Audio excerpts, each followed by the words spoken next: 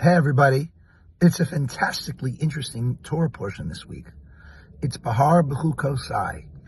This parsha, among other things, discusses the mitzvah of the sabbatical year, when the Jewish people across the entire land of Israel with their entire farms were obligated by Torah law, which is currently no longer relevant, but could come back soon, God willing, were obligated by Torah law to not farm for an entire 7 years in 7 cycles of 7, followed by the Jubilee year, which was also a non-farming year, for 2 years in a row. And so you might wonder and ask, exactly as the Torah says we might, what would they possibly eat in the 7th year? And there are rational ways that they could have worked out through savings of crops or savings of money or buying from foreign powers. But the fact remains that the Torah doesn't suggest any of those. It says something that's hard, pun intended, to swallow. It says that when the 6th year rolls around, the crop will be sufficient to get you through the period of non-farming. Now, many take that to mean a bumper crop and suggest that happened many times and throughout Jewish history until the sabbatical year was no longer observed.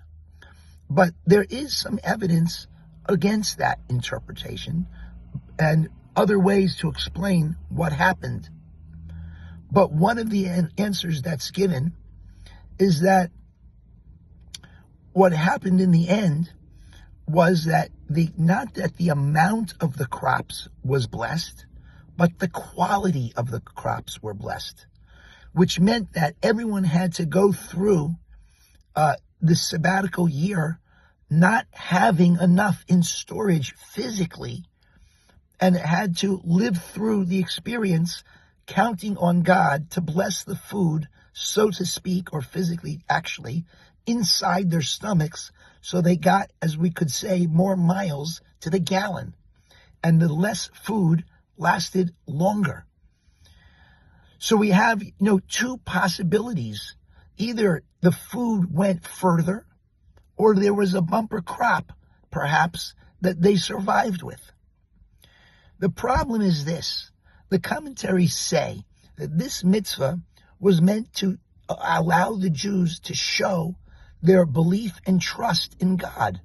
And if there was a bumper crop, how could they possibly do that? Granted, if there was blessed inside their stomach, every day they could have been worrying, would the miracle continue and would they survive on less food? The Talmud even says that a man with a bread in his basket is never hungry. But a man who does not have bread in his basket is always hungry. So if you didn't have enough, you always would have been hungry and worrying, what would you eat the next day? Would you survive? But the fact remains, how do we explain that the holiday was about trust and belief?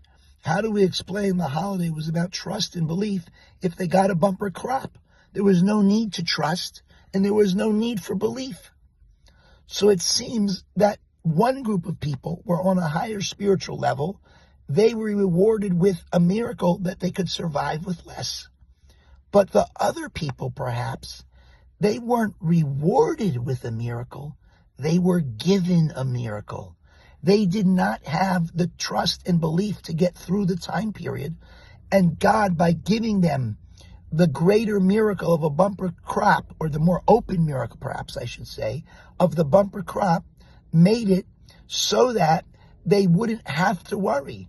But hopefully in future years, after they saw God's miracle, it would last for them in a way that they could move into the higher group. So although it wasn't an expression of belief and trust in God, it was an injection of it. And perhaps that's why the sabbatical year, in its 7 times 7 years, plus a 50th on the Jubilee year, is a memorial to the 7 times 7 weeks it took them to get to Mount Sinai. And the 50th day was the giving of the Torah. It was an injection of Torah belief and trust in God.